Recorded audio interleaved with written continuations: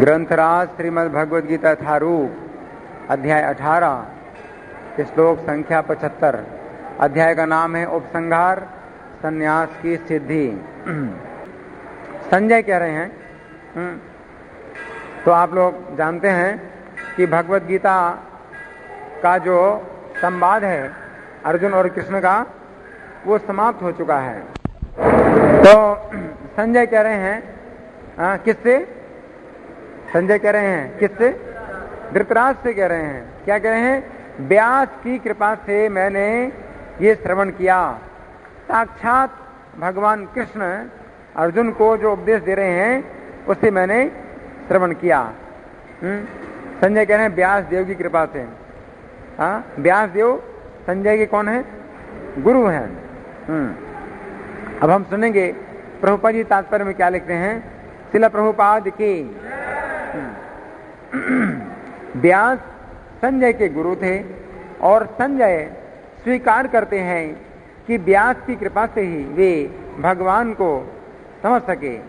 इसका अर्थ यह हुआ कि गुरु के माध्यम से ही कृष्ण को समझना चाहिए, प्रत्यक्ष रूप से नहीं। तो प्रभुपाद जी क्या बताते हैं कि कृष्ण को समझने की विधि क्या है? गुरु के माध्यम से, प्रत्यक्ष रूप से समझने की विधि नहीं है। जैसे कि आपकी आंखें खराब हैं, है ना, तो आप चश्मा लगा करके ही आप देखते हो, है कि नहीं? अगर बिना चश्मा लगाए आप कहो वे बिना चश्मा लगाए मैं देखूंगा, है ना, तो आप नहीं देख सकते कुछ भी, है कि नहीं? चश्मा लगाना जरूरी है। और चश्मा लगा करके आप चश्मा को नहीं देखते, किसको देखते हो? है? जो देखने लायक वस्तु उसको देखते हो। उसी प्रकार से गुरु के माध्यम से आप किसको समझते हो? कृष्ण को समझते हो, है ना। तो गुरु माध्यम है, जैसे चश्मा माध्यम है। लक्ष्य क्या है? भगवान की प्राप्ति, भगवान को जानना, भगवान को समझना। लेकिन बिना गुरु के आप भगवान को नहीं समझ सकते, जिस प्रकार से बिना चश्मा के आप देख नहीं सकते हैं, है ना। तो चश्मा की आवश्यकता है। हाँ, तो आगे प्रभुपाद लिखते हैं गुरु स्वच्छ माध्यम है।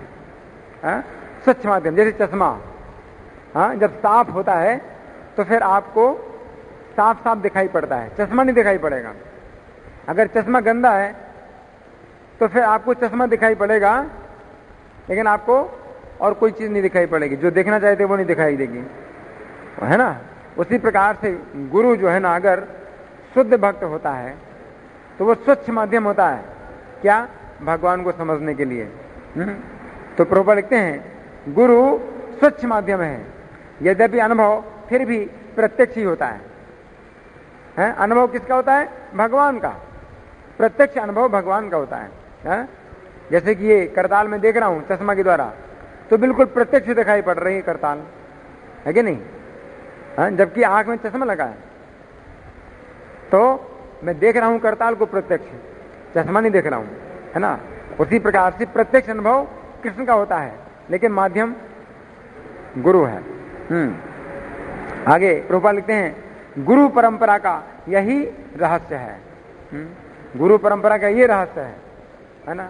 ऐसे नहीं सोचना चाहिए कि भाई गुरु से तो हमको बाधा पड़ती है भगवान के भजन में, हम तो सीधे भगवान का भजन करेंगे, गुरु के चक्कर में क्यों पड़े, है ना। गुरु के चक्कर में फिर ये होता है कि भगवान के भजन में बाधा पड़ेगी कि भगवान का भजन करें या गुरु का भजन करें, है ना। तो ये तो ठीक नहीं है, हम तो सीधे भगवान का भजन करेंगे। इस प्रकार की जो है धारणा है लोगों के अंदर। लेकिन उसी प्रकार से जब आंखें खराब हैं आप कहो कि भाई चश्मा के चक्कर में कौन पड़े, है ना। तो हमने भी बहुत कोशिश की कि बिना चश्मा के काम चल जाए, है ना। एक काम नहीं चला। अब चश्मा को हमें रखना पड़ता है, साफ करना पड़ता है और इसकी सुरक्षा करनी पड़ती है, करनी पड़ती है। हालांकि एक कुछ तो भार लगता है ना, लेकिन चश्मा जरूरी है देखने के लिए। उसी प्रकार से गुरु का भार होता है शिष्य के ऊपर। गुरु का मतलब है भारी, तो गुरु का जो भार है वो शिष्य को स्वीकार करना पड़ता है, लेकिन जरूरी है ये भार, ये चश्मा का भार जरूरी है ना। नहीं तो कौन चश्मा चाहता है ना। बिना चश्मा के जब तक काम चलता है, चश्मा कोई नहीं चाहता लगाना, एक भार है ना। तो जिस प्रकार से चश्मा का भार जरूरी है, उसी प्रकार से गुरु का भार जरूरी है भगवान की प्राप्ति के लिए, है? आगे प्रभुपाद लिखते हैं, जब गुरु प्रामाणिक हो तो भगवत गीता का प्रत्यक्ष श्रवण किया जा सकता है, जैसा अर्जुन ने किया, है ना। क्या मतलब?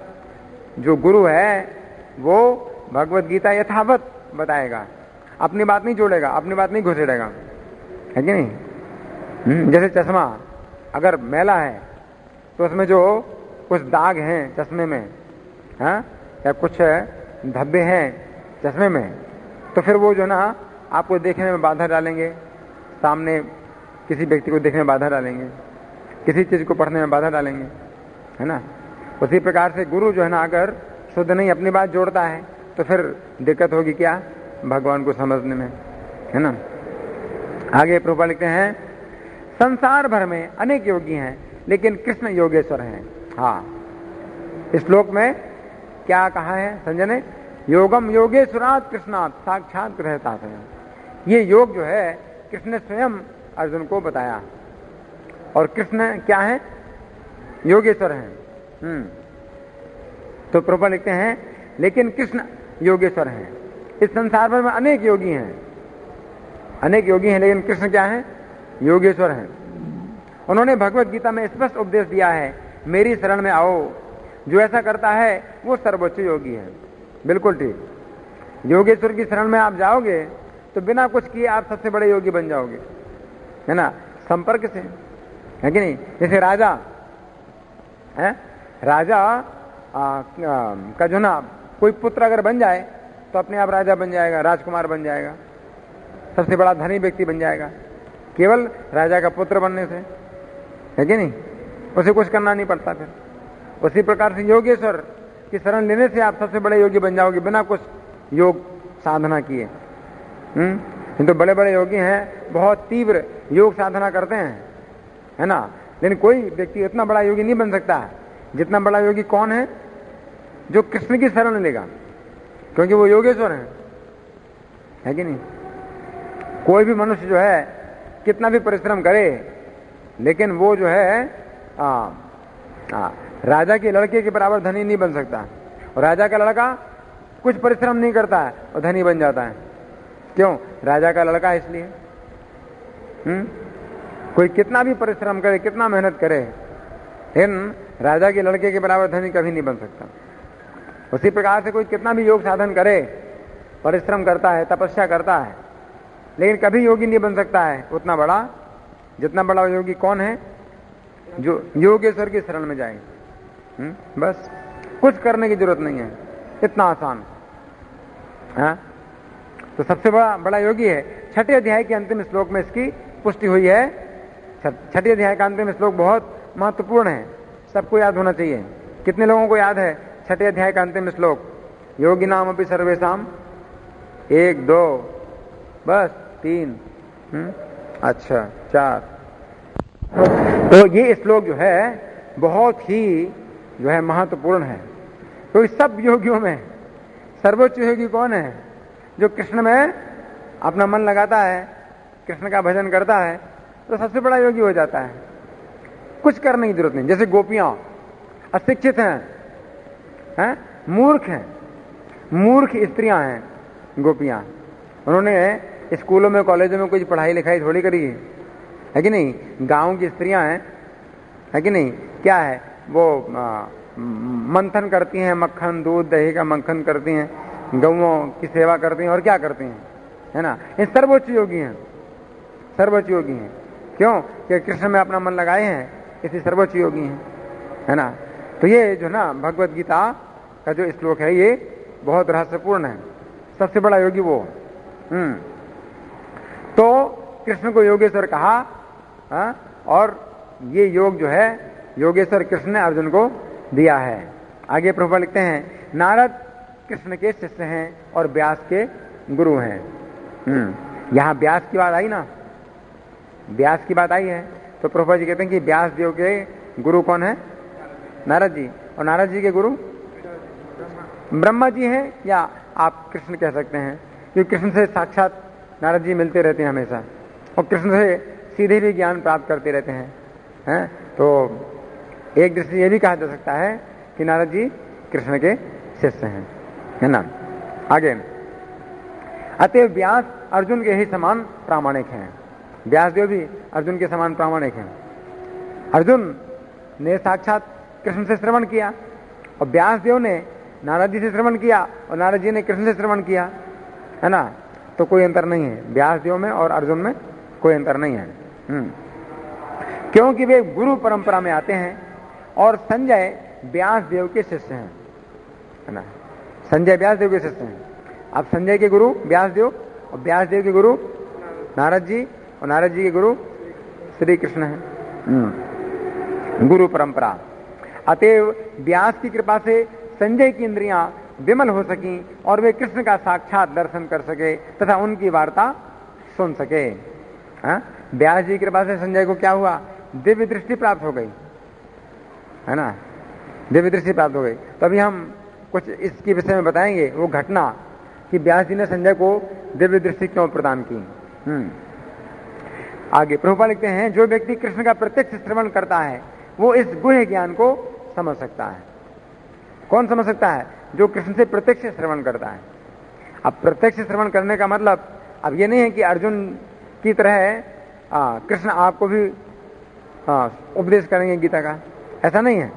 बल्कि तो कृष्ण से साक्षात श्रवण करने का मतलब क्या है कि गुरु परंपरा में श्रवण करना। गुरु परंपरा में श्रवण करना, ये कृष्ण से साक्षात श्रवण करने का जो है मतलब यही है। तो आगे प्रभुपाद लिखते हैं कि यदि वह गुरु परंपरा में नहीं होता तो वह कृष्ण की वार्ता नहीं सुन सकता, अतः उसका ज्ञान सदैव अधूरा रहता है, विशेषतया जहां तक भगवत गीता समझने का प्रश्न है। क्योंकि चौथे अध्याय में भगवान ने कहा है क्या? एवं परंपरा प्राप्तम इमं राजर्षियो विदु। इस प्रकार से परंपरा से प्राप्त हुए ज्ञान को राजर्षियों ने जाना। तो परंपरा बहुत आवश्यक है, गुरु परंपरा। आगे प्रभुपाद लिखते हैं, भगवत गीता में योग की समस्त पद्धतियों का वर्णन हुआ है। कर्मयोग, ज्ञान योग तथा भक्ति योग का वर्णन हुआ है। श्री कृष्ण इन समस्त योगों के स्वामी हैं। लेकिन ये समझ लेना चाहिए कि जिस तरह अर्जुन कृष्ण को प्रत्यक्षता समझ सकने के लिए भाग्यशाली थे, उसी प्रकार व्यासदेव की कृपा से संजय भी कृष्ण को साक्षात सुनने में समर्थ हो सके। अर्जुन के समान भाग्यशाली संजय भी हैं। क्यों? क्योंकि संजय ने साक्षात श्रवण किया, कृष्ण के मुख के निकले शब्दों को साक्षात श्रवण किया। वस्तुतः कृष्ण से प्रत्यक्षता सुनने एवं व्यास जैसे गुरु के माध्यम से प्रत्यक्ष सुनने में कोई अंतर नहीं है। गुरु भी व्यास देव का प्रतिनिधि होता है। अतः वैदिक पद्धति के अनुसार अपने गुरु के जन्म दिवस पर शिष्यगण व्यास पूजा नामक उत्सव रचाते हैं, है ना। तो इस कौन में जो है व्यास पूजा होती है कि नहीं? तो प्रभुपाद जी की व्यास पूजा होती है कब? जन्माष्टमी के अगले दिन प्रभुपाद की व्यास पूजा होती है। और भक्ति सिद्धांत सरस्वती ठाकुर की भी व्यास पूजा होती है, भक्ति विनोद ठाकुर की व्यास पूजा होती है, और गौर किशोरदास बाबा जी महाराज की व्यास पूजा होती है। और वर्तमान जो गुरु हैं उनके भी शिष्य जो है ना अपने अपने गुरुओं की व्यास पूजा मनाते हैं।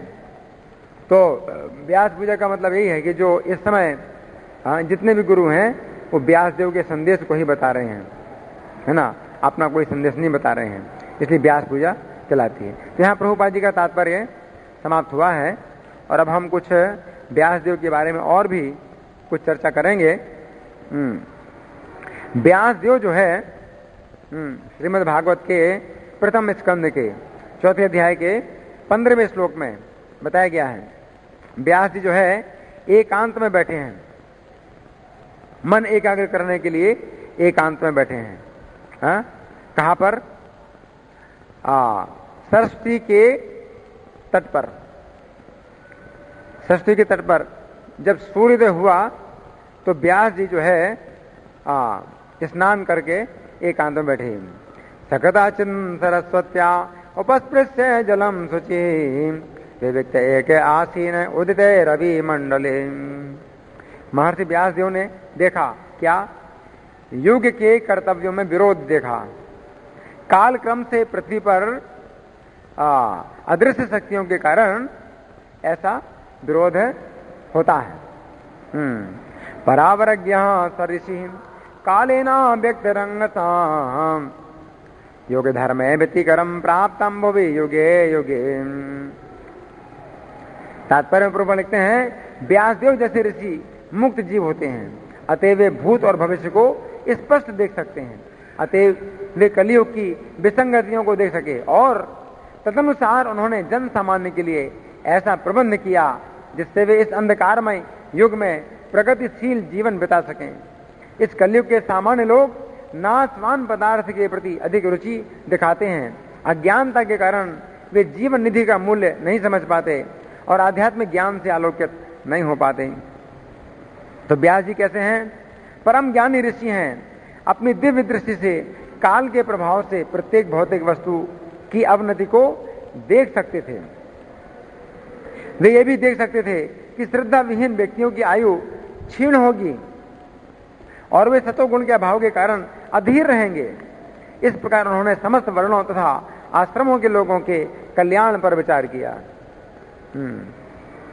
भौतिकानां च भावानां शक्तिरासं जतन कृतम अश्रद्धानान् सत्वान् दुर्मेधान् रसितायुषां दुर्भगांश्च जनान् वीक्ष्य मुनिर्दिव्येन चक्षुषां सर्ववर्णाश्रमाणां यन् दद्योहितम् अमोघ दृङ्। तात्पर्य में प्रभुपाद लिखते हैं महर्षि व्यासदेव अपनी दिव्य दृष्टि से इसे देख सके। जिस प्रकार एक ज्योतिषी मनुष्य के भाग्य को देख सकता है, या ज्योतिर्विद चंद्र और सूर्य ग्रहणों की भविष्यवाणी कर सकता है, उसी प्रकार शास्त्रों के भीतर झांक सकने वाले लोग सारी मानवता का भविष्य पहले से बता सकते हैं। वे अपनी आध्यात्मिक पैनी दृष्टि से ये सब देख सकते हैं। अब व्यास जी ने क्या देखा? कि वेद वर्णित यज्ञ वे साधन हैं जिनसे लोगों की वृत्तियों को शुद्ध बनाया जा सकता है। अतः इस विधि को सरल बनाने के लिए ही उन्होंने एक ही वेद के 4 भाग कर दिए, जिससे वे लोगों के बीच में फैल सकें। चातुर्होत्रम कर्म शुद्धम प्रजानाम वीक्ष्य वैदिकम विदधान यज्ञ संतत्य वेदमेकम चतुर्विधम।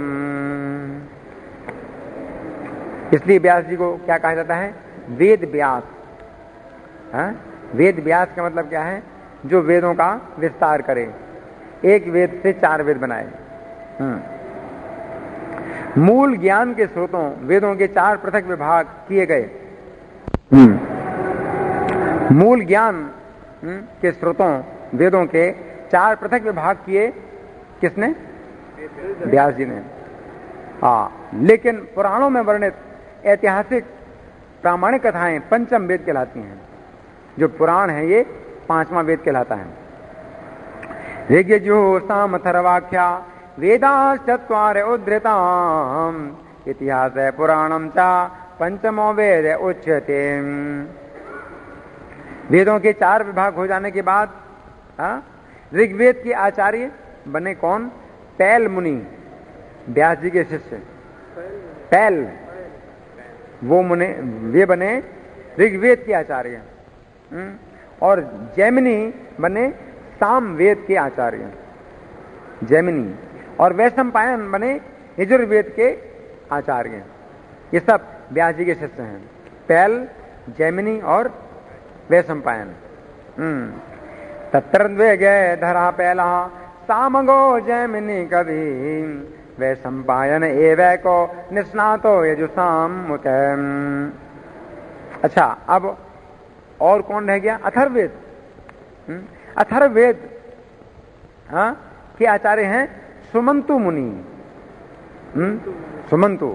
तो 4 वेदों के 4 आचार्य हुए, व्यास जी के 4 शिष्य। अथर्ववेद के आचार्य सुमंतु मुनि और मेरे पिता रोमहर्षण, सूत गोस्वामी उग्रश्रवा नाम के जो सूत हैं, वो कह रहे हैं कि उनके पिता रोमहर्षण बने पुराणों के आचार्य। 18 पुराण व्यास जी ने रोमहर्षण सूत को प्रदान किए। अथर्वांगे रसामासीन सुमंतुर्दारुणो मुनि इतिहास पुराणानाम पिता में रोमहर्षणम। इन सब विद्वानों ने अपने पारी में उन्हें सौंपे गए वेदों को अनेक शिष्यों, प्रशिष्यों तथा उनके भी शिष्यों को प्रदान किया। इस प्रकार वेदों के अनुयायियों की अपनी अपनी शाखाएं बनी, बहुत शाखाएं बन गई। जैसे व्यास जी ने एक वेद के 4 विभाजन कर दिए, अलग अलग शिष्यों को दिए, फिर उन शिष्यों ने भी उन वेदों की भी कई शाखाएं बनाई और उन शिष्यों को दी। फिर उन्होंने अपनी अपनी शाखाओं की और उप शाखाएं बनाई, उनके शिष्यों को दी। इस प्रकार से एक वेद के बहुत शाखाएं प्रशाखाएं बन गई। तएत ऋषियो वेदम स्वम संयस्यन्ने कदाम शिष्य प्रशिष्य सच्छिष्य वेदास्ते शाखिनो भवन। इस प्रकार अज्ञानी जन समूह पर अत्यंत कृपालु ऋषि व्यासदेव ने वेदों का संकलन किया, जिससे कम ज्ञानी पुरुष भी उनको धारण कर सके। तएव वेदा दुर्मेधैर धार्यन्ते पुरुषैर यथा एवं चकार भगवान व्यासः कृपण वत्सलः। अब व्यास जी ने महाभारत की रचना की। क्यों? महर्षि व्यास ने अनुकंपावश ये हितकर समझा कि ये मनुष्यों को जीवन का चरम लक्ष्य प्राप्त करने में सहायक हो।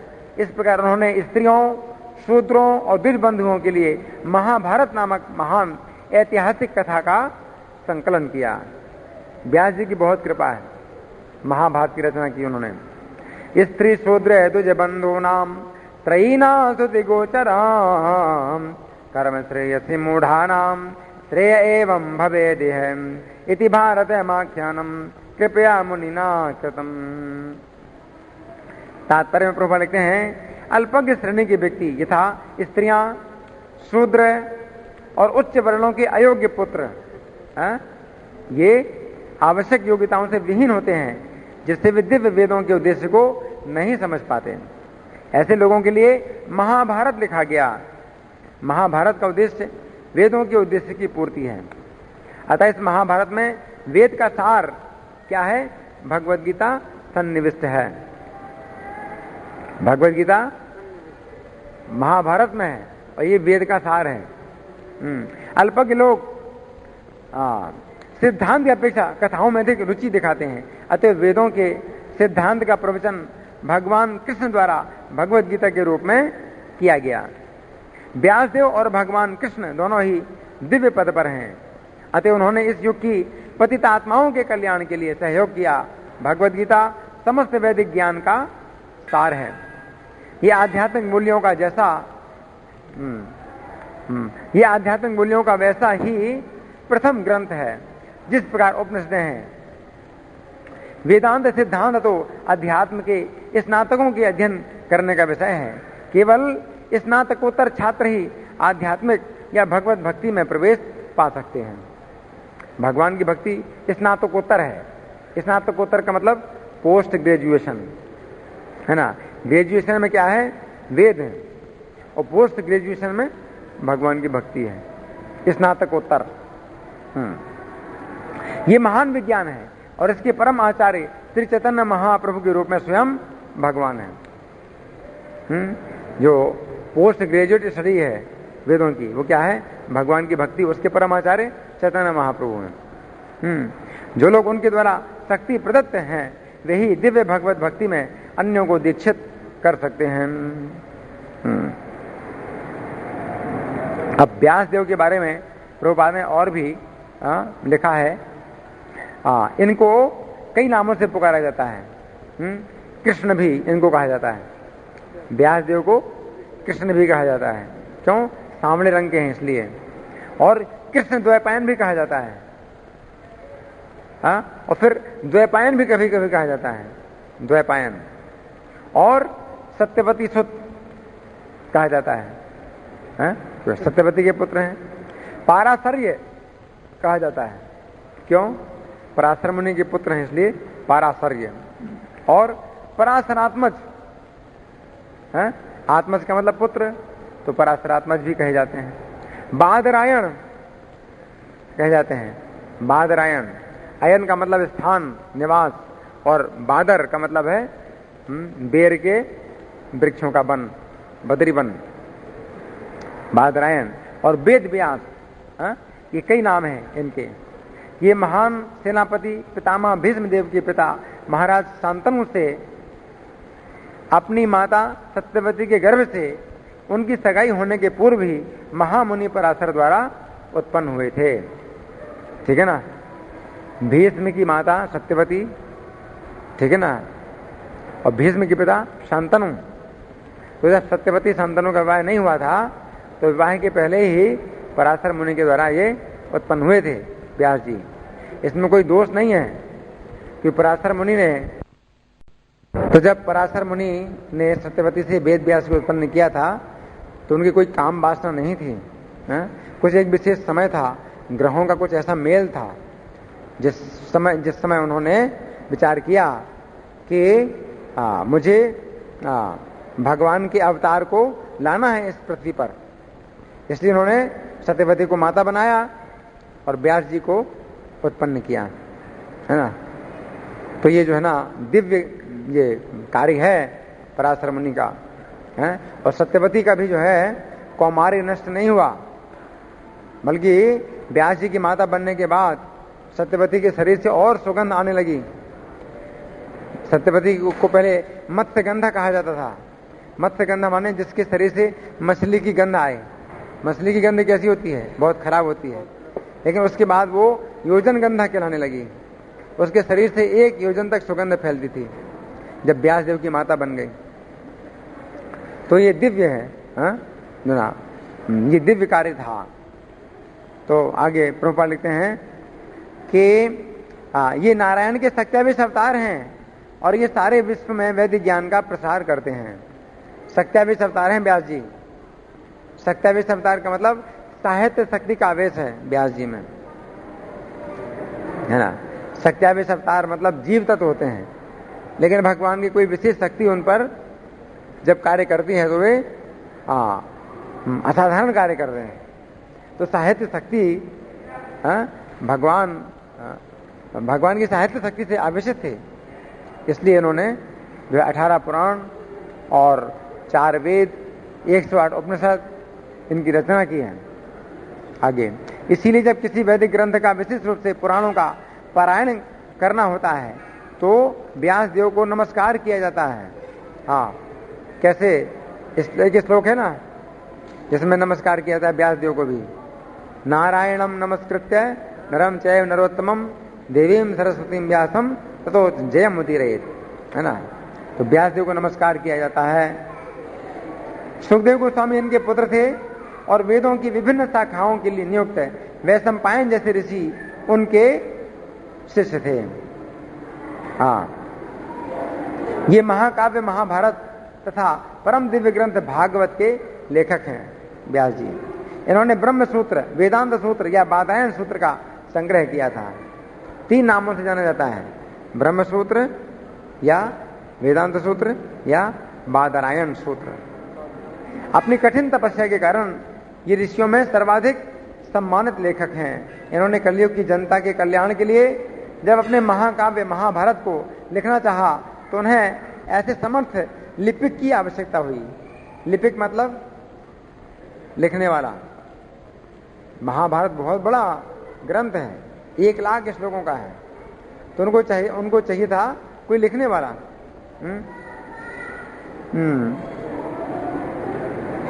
तो जो उनके श्रुत लेख को अंकित करता जाए, जैसे जैसे बोलते जाएंगे तो सुनता हुआ और लिखता जाए, तुरंत लिखता जाए, है ना। क्योंकि व्यास जी रोकने वाले नहीं हैं कि लिखवाएं, हैं। हाँ लिखो, नारायणम नारायणम, ऐसे नहीं। व्यास जी बोलेंगे और वो सुनेंगे, वो लिखेंगे। एक बार सुना और लिखा और साथ साथ लिखते जाएं। सही प्रकार से सुने और सही प्रकार से समझें और सही प्रकार से लिखें, है ना, और तुरंत और फास्ट काम हो, ऐसा लेखक कौन हो सकता है? तो ब्रह्मा के आदेश से श्री गणेश जी ने यह कार्य इस शर्त पर स्वीकार किया कि व्यास देव एक क्षण भी नहीं रुकेंगे। तो गणेश जी बोले कि मैं लिखूंगा, लेकिन आप रुकना नहीं, अगर आप रुके तो फिर मैं रुक जाऊंगा, फिर नहीं लिखूंगा। आप लगातार बोलते जाओ, मैं लिखता जाऊं। तो एक और समस्या पैदा हो गई कि भाई फास्ट लेखक तो मिल गया, लेकिन अगर आप फास्ट नहीं बोले, आप रुके, तो फिर वो जो है बंद हो जाएगा, लेखन कार्य बंद हो जाएगा। तो फिर व्यास जी ने कहा, गणेश जी से भी एक शर्त रखी कि आप जो लिखेंगे तो इसमें शर्त है कि आप समझ करके लिखेंगे, सोच समझ के लिखेंगे, है ना। तो उन्होंने भी शर्त स्वीकार कर ली। तो उसके बाद फिर क्या हुआ कि व्यास जी ने महाभारत में 8 श्लोक इतने कठिन बनाए हैं जिनको समझने में गणेश जी को भी काफी समय लगा, और इतनी देर में हजारों श्लोक व्यास जी बना लेते थे। तो इस प्रकार से जो लेखन का कार्य है वो बंद नहीं हुआ, क्योंकि उन्होंने कह दिया था कि जब तक आप समझेंगे नहीं तब तक आप नहीं लिखेंगे। तो गणेश जी की बुद्धि चकरा गई, व्यास जी ने इतने कठिन श्लोक बनाए। तो बीच बीच में 8 श्लोक महाभारत में ऐसे मिलते हैं जो बहुत कठिन है ना। इस प्रकार से महाभारत व्यास और गणेश के संयुक्त प्रयास से संग्रहित हुआ। अपनी माता सत्यवती के आदेश से, जो बाद में शांतनु से ब्याही गई, तथा महाराज शांतनु की प्रथम पत्नी गंगा से उत्पन्न शांतनु के सबसे बड़े पुत्र भीष्मदेव के अनुरोध से व्यास देव ने 3 मेधावी पुत्र उत्पन्न किए, जिनके नाम थे धृतराष्ट्र, पांडु तथा विदुर, है ना। तो व्यास जी के भाई लगे वो कौन? विचित्रवीर। विचित्रवीर की पत्नियों में उन्होंने 3 पुत्र उत्पन्न किए। विचित्रवीर व्यास जी के भाई लगे। क्यों? क्योंकि विचित्रवीर पुत्र थे किसके? शांतनु के, है ना, शांतनु के पुत्र थे। और शांतनु की पत्नी थी सत्यवती, व्यासदेव की मां थी, है कि नहीं। तो सत्यवती से ही व्यासदेव का जन्म हुआ और सत्यवती से ही विचित्रवीर का जन्म हुआ।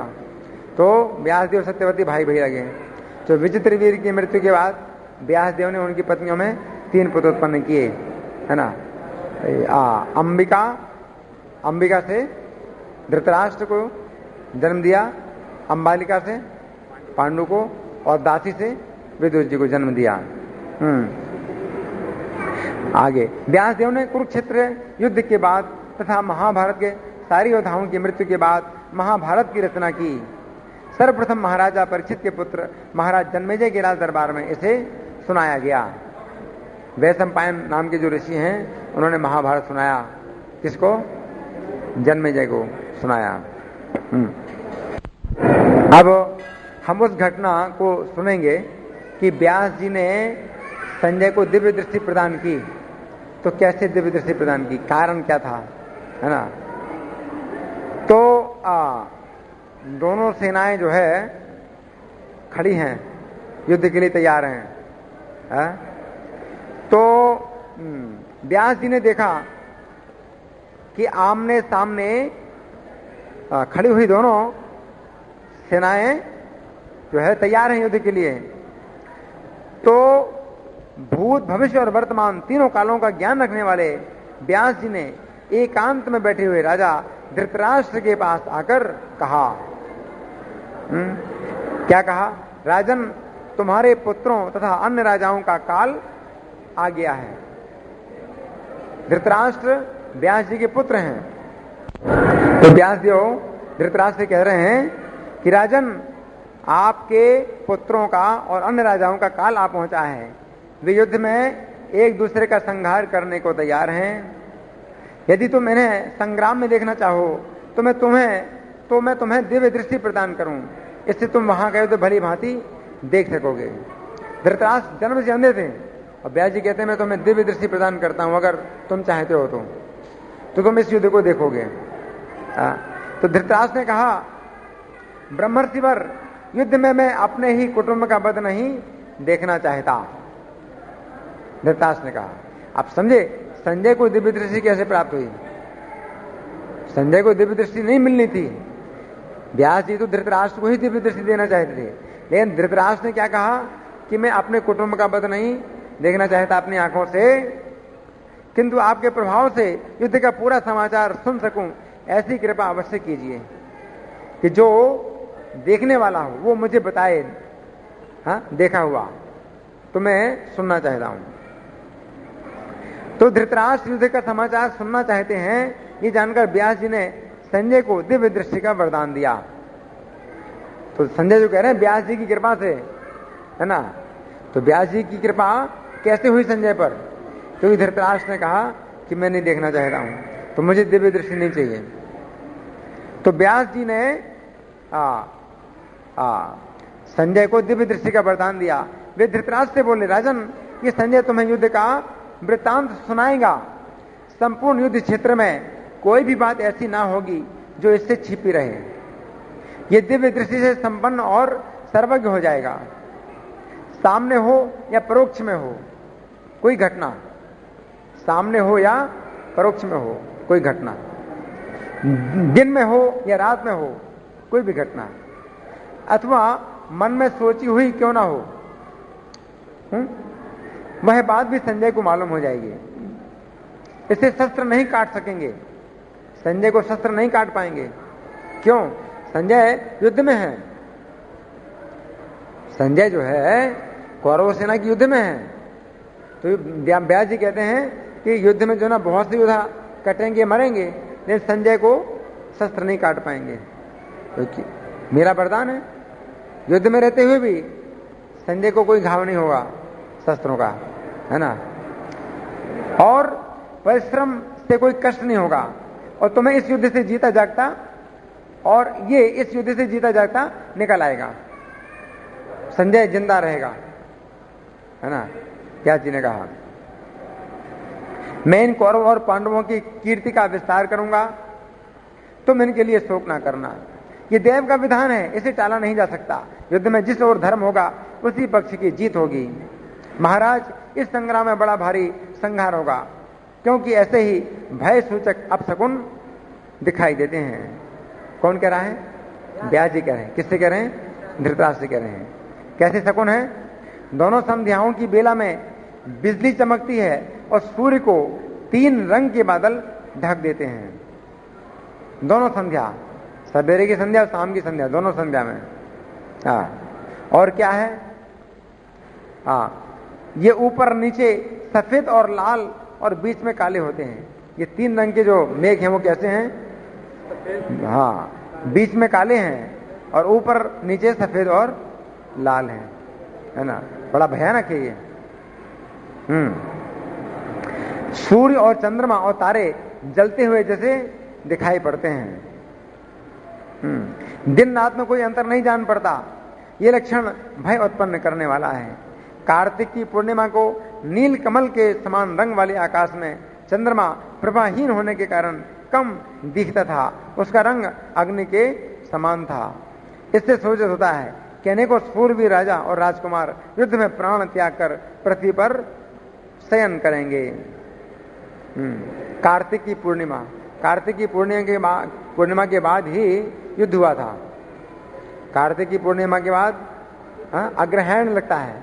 अग्रहायण की जो कृष्ण पक्ष की एकादशी है वही है मोक्षदा एकादशी, है ना, जिसमें कि भगवद गीता का प्रवचन हुआ था। तो व्यास देव कहते हैं कि पूर्णिमा को भी चंद्रमा क्या था? प्रभाहीन था, यानी तेज नहीं था। पूर्णिमा का चंद्रमा तो बहुत तेज होता है, लेकिन तेज नहीं था चंद्रमा में। और क्या है अपशकुन? प्रतिदिन सुअर और बिलाव लड़ते हैं, उनका भयंकर नाद सुनाई पड़ता है। और देवताओं की मूर्तियां कैसी हैं? कांपती हैं, हंसती हैं। मंदिर में जो मूर्तियां हैं देवताओं की वो कैसी हैं? कांपती हैं, हंसती हैं और रक्त वमन करती हैं। देवताओं की मूर्तियां खून की उल्टी करती हैं। देखो कितना अपशकुन है।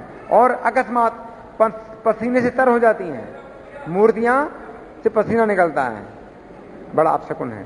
और गिर पड़ती हैं, अचानक गिर पड़ती हैं, बिना गिराए गिर जाती हैं मूर्तियां, जो तीनों लोकों में प्रसिद्ध है, उस परम साध्वी अरुंधति ने इस समय वशिष्ठ को आगे से पीछे कर दिया है।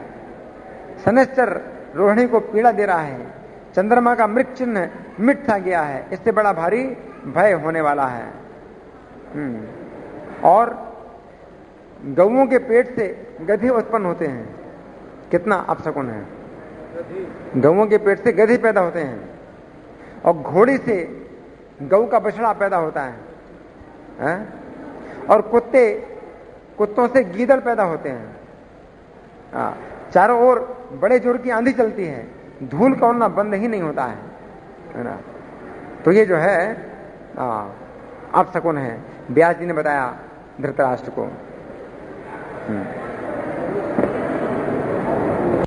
अब व्यास जी धृतराष्ट्र को समझा रहे हैं, जैसे गुरु का कार्य होता है ना, तो अपने पुत्र धृतराष्ट्र को समझा रहे हैं। क्या करें? धृतराष्ट्र से ऐसा कहकर व्यास जी क्षण भर के लिए ध्यान मग्न हो गए। इसके बाद फिर कहने लगे, राजन, इसमें तनिक भी संदेह नहीं कि काल सारे जगत का संहार करता रहता है। यहां सदा रहने वाला कुछ भी नहीं है। इसलिए तुम अपने कुटुंबी, कौरवों, संबंधियों और हितैषी मित्रों को इस क्रूर कर्म से रोको। धृतराष्ट्र से कह रहे हैं, आप लोग ध्यान से सुनो। व्यास जी धृतराष्ट्र से जो है कह रहे हैं कि इस क्रूर कर्म से रोको। किसको? अपने कुटुंबी कौरवों को तो रोको। उन्हें धर्मयुक्त मार्ग का उपदेश करो। अपने बंधु बांधवों का वध करना बड़ा नीच काम है, इसे ना होने दो। चुप रहकर मेरा अप्रिय ना करो। तुम चुप हो, तुम बोलते नहीं हो, तो मुझे बहुत खराब लग रहा है। व्यास जी कह रहे हैं, किसी के वध को वेद में अच्छा नहीं कहा गया है। इससे अपना भला भी नहीं होता। कुल धर्म अपने शरीर के समान है। जो उसका नाश करता है वो कुल धर्म भी उस मनुष्य का नाश कर देता है। इस कुल धर्म की रक्षा तुम कर सकते हो, तो भी काल से प्रेरित होकर आपत्ति काल के समान अधर्म पथ पर प्रवृत्त हो रहे हो। तुम्हें राज्य के रूप में बहुत बड़ा अनर्थ प्राप्त हुआ है, क्योंकि ये समस्त कुल के तथा अनेकों राजाओं के विनाश का कारण बन गया है। यद्यपि तुम धर्म का बहुत लोभ कर चुके हो, तो भी मेरे कहने से अपने पुत्रों को धर्म का मार्ग दिखाओ। ऐसे राज्य से तुम्हें क्या लेना है जिससे पाप का भागी होना पड़ा? धर्म की रक्षा करने से तुम्हें यश, कीर्ति और स्वर्ग मिलेगा। अब ऐसा करो जिससे पांडव अपना राज्य पा सकें और कौरव भी सुख शांति का अनुभव करें। व्यास जी कह रहे हैं। अब धृतराष्ट्र ने क्या कहा? तात, सारा संसार स्वार्थ से मोहित हो रहा है। मुझे भी सर्वसाधारण की ही भांति समझिए।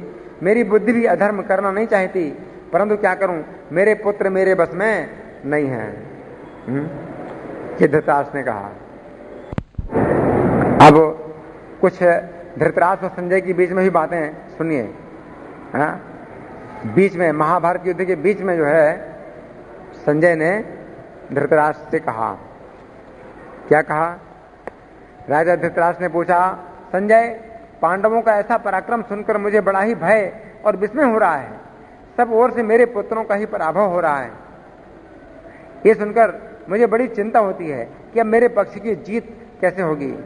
निश्चय ही विदुर के वाक्य मेरे हृदय को भस्म कर डालेंगे। विदुर ने जो बात कही थी, तो मेरे हृदय को भस्म कर देंगे विदुर की बात। भीम अवश्य ही मेरे सब पुत्रों को मार डालेगा।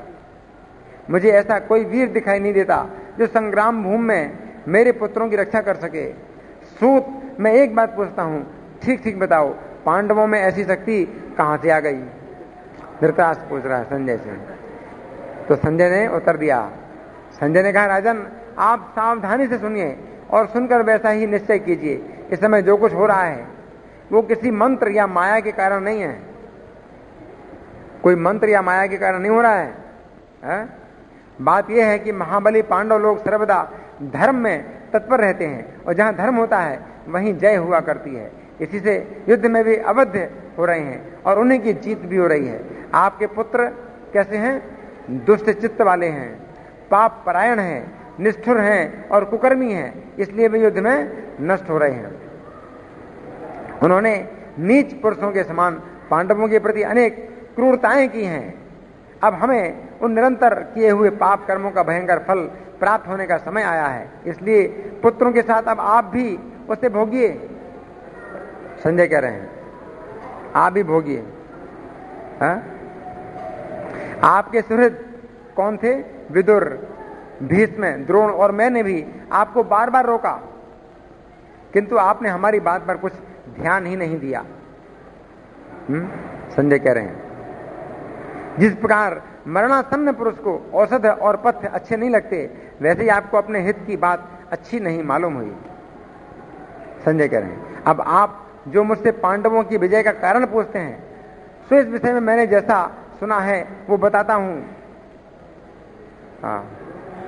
तो संजय ने फिर काफी विस्तार से बताया क्या कि पांडवों की सुरक्षा श्री कृष्ण कर रहे हैं, इसलिए अवध्य हैं। पांडव श्री कृष्ण के महान भक्त हैं, है ना। तो संजय ने मतलब ये सब बातें बताई हैं। तो अब किसी का कोई प्रश्न है या मैं प्रश्न करूं? तो मैं प्रश्न कर रहा हूं। संजय यहां कह रहे हैं कि व्यास की कृपा से मैंने साक्षात कृष्ण के मुख से अर्जुन को जो है ये योग का जो उपदेश है ये सुनते हुए कहते हुए सुना, है ना। कृष्ण के मुख से साक्षात मैंने श्रवण किया है अर्जुन को सुनते हुए। तो व्यास जी की कृपा संजय के ऊपर कैसे हुई, कौन बताएगा? तो व्यास जी धृतराष्ट्र को दिव्य दृष्टि प्रदान करना चाहते थे, लेकिन धृतराष्ट्र ने कहा कि मैं अपनी आंखों से नहीं देखना चाहता हूं अपने पुत्रों की मृत्यु, इसलिए मैं केवल ऐसा व्यक्ति चाहता हूं जो आंखों देखा हाल सुनाए। तो व्यास जी ने कहा कि संजय को जो है मैं दिव्य दृष्टि प्रदान करता हूं। संजय व्यास जी के शिष्य हैं और गावलगण नामक सूत के पुत्र हैं। संजय के पिता हैं गावलगण, ठीक है ना। तो अब संजय कैसे धृतराष्ट्र को सुनाएंगे, प्रश्न ये उठता है। संजय तो कौरवों की सेना में युद्ध कर रहे हैं, जब युद्ध कर रहे हैं तो संजय फिर धृतराष्ट्र को कैसे सुनाएंगे? तो प्रश्न ये है कि संजय अगर युद्ध में लड़ेंगे तो फिर धृतराष्ट्र को कैसे सुनाएंगे? तो इसका उत्तर यह है, व्यास जी ने एक तो ये कहा कि संजय जो है युद्ध में रहेंगे, लेकिन एक तो परिश्रम का भी उनको कष्ट नहीं होगा, युद्ध में बहुत परिश्रम होता है, परिश्रम का भी कष्ट नहीं होगा, है ना। और ये बिना घाव हुए युद्ध से बाहर निकल आएंगे और आपको सुनाएंगे संजय। तो संजय ने जो भगवत गीता जो सुनाई है धृतराष्ट्र को, तो अभी समझो कि 10 दिन हो चुके हैं। महाभारत के 10 दिन का युद्ध समाप्त हुआ और 10 दिन के युद्ध में भीष्म देव की सरसैया हो गई, तो फिर युद्ध बीच में ही रुक गया 10वें दिन, क्योंकि भीष्म जी की सरसैया हुई तो दोनों पक्ष के योद्धाओं के लिए बहुत शोक की बात थी। तो दोनों पक्ष के योद्धाओं का युद्ध बंद हो गया। तो संजय को जो है उस समय मौका मिला, तो कुरुक्षेत्र से हस्तिनापुर आकर के संजय ने धृतराष्ट्र को सूचना दी कि भीष्म जी का निधन हो गया, है ना। तो 10वें दिन जो है संजय ने धृतराष्ट्र को सुनाया, ठीक है ना, और भगवत गीता भी सुनाई और 10 दिन का युद्ध भी सुनाया आगे चल करके, जो 10 दिन का युद्ध हुआ है।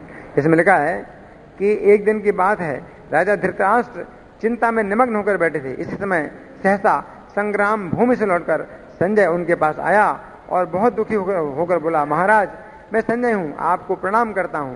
शांतनु नंदन भीष्म जी युद्ध में मारे गए, जो समस्त योद्धाओं के शिरोमणि और धनुर्धारियों के सहारे थे। ये कौरवों के पितामह आज बाण सैया पर सो रहे हैं। तो ये भी लिखा है कि 10 दिनों में 1 अरब सेना का संहार किया। 1 अरब 100 करोड़ योद्धाओं का वध किया भीष्म जी ने 10 दिन में, तब वो मारे गए हैं। संजय ने ये सूचना दी है। तब धृतराष्ट्र ने बहुत शोक किया भीष्म जी के निधन का, और उसके बाद फिर पूछा कि धर्मक्षेत्र और कुरुक्षेत्र में जो मेरे पुत्र और पांडु के पुत्र इकट्ठे हुए तो उन्होंने क्या किया, युद्ध की इच्छा से इकट्ठे हुए तो क्या किया उन्होंने। तो इसके उत्तर में संजय ने भगवत गीता सुनाई है। अब आपको प्रश्न होगा, आप प्रश्न करेंगे कि भगवत गीता क्यों सुनाई? धृतराष्ट्र ने तो पूछा है कि मेरे पुत्र और पांडु के पुत्रों ने क्या किया, तो फिर भगवत गीता की बात कहां से आ गई? इस प्रश्न का उत्तर यह है कि जब धृतराष्ट्र ने पूछा कि मेरे पुत्रों ने क्या किया, तो धृतराष्ट्र के पुत्रों में सबसे जो बड़ा है और सबसे महत्वपूर्ण है वो कौन है? दुर्योधन है। तो दुर्योधन का उन्होंने चरित्र बताया। तो भगवद गीता में पहले अध्याय में संजय ने शुरू किया कहां से? दुर्योधन की बात से, कि दुर्योधन ने जो है ना पांडवों की सेना को देखा और द्रोणाचार्य के पास आकर के बोला, और क्या क्या बोला वो सब बातें बताई। इसके बाद फिर पांडवों में सबसे श्रेष्ठ कौन है, महत्वपूर्ण? अर्जुन है। तो अर्जुन के कार्यकलाप का वर्णन किया।